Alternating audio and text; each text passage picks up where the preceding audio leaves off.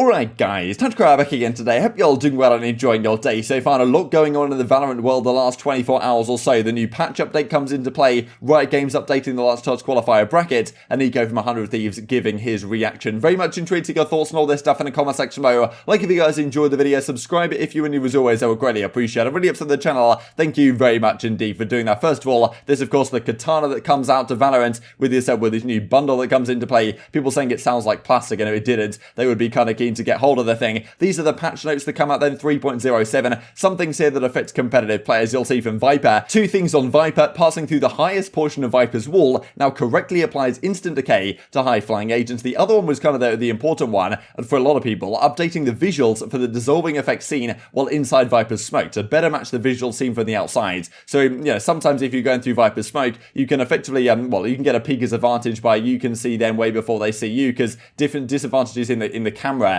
for the guy that's waiting for the fight in an attempt to remove any type of peeker's advantage when playing from within the smoke. Also, there's some Jet, Storm, Blade, Storm, Kunai will now recharge after killing a training dummy or defuse practice bot, so not really the biggest thing at the end of the day. But yeah, a couple of system updates. But yeah, the Viper things are significantly the most significant changes that you'll see right here. LCQ, let's discuss that. Amir Talent, you've got Yinsu, Mitchman, Tom Biz, Pandy, and Hypok, so pretty cool to see there. Just Harry from the Counter-Strike side, he's going to be joining it, and the rest of these guys that a lot of them we've seen before as well. So in North America, it's not yet been confirmed what the talent is going to be, because a lot going on right now in terms of what exactly is going to be happening with their format, as you can see right here. So the last several days have been chaos really with this. We've known that it was meant to be a 10-team bracket, and it was meant to be two Oceania teams, Order and Chiefs, of course, coming over from Australia. Now that doesn't seem to be the case anymore. A lot of people suggesting that Riot have been pretty negligent on this whole issue with getting the travel details sorted out, and they confirmed yesterday what is going to be changing. So they go through and say, okay, due to the situation, this is what's happening. They discussed this. We looked at this a couple of days ago.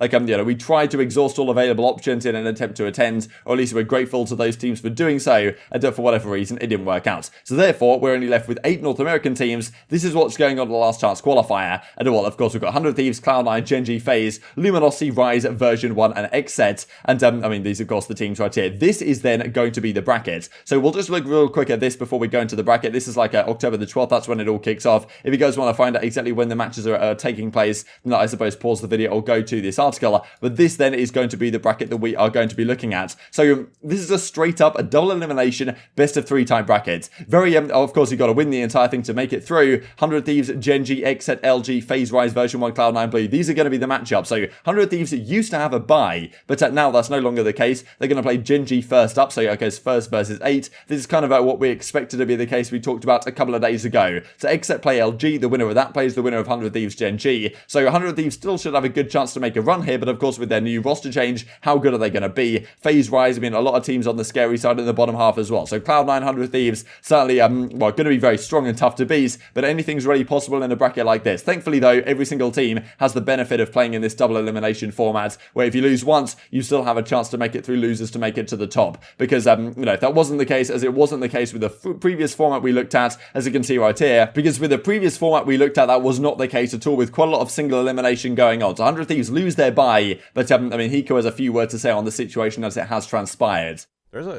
Riot's kind of dropped the ball a few times now, but hopefully for next year it'll be better. Starting with like the bracket, then the Australian teams getting kind of screwed over. Yeah, they kind of messed up this time, but what can you do? What can you do? Riot said one thing, and then the Australian team said another thing. Basically, Riot was like, "Oh, it was due to unforeseen circumstances, and a complication due to COVID." And then one of the Australian coaches or something came out and said it was like negligence on Riot's end, and they didn't do a good job of securing travel and stuff in time. They took too long, and it was impossible to get it done. It's harder and easier depending on where you live to get visas, to even travel in general. So I'm sure Riot probably could have done a better job, but at the same time, I'm sure it was just hard in general. So I don't think we can I don't know if it's fully Riot is to blame, or if it's also COVID, Match the government, found.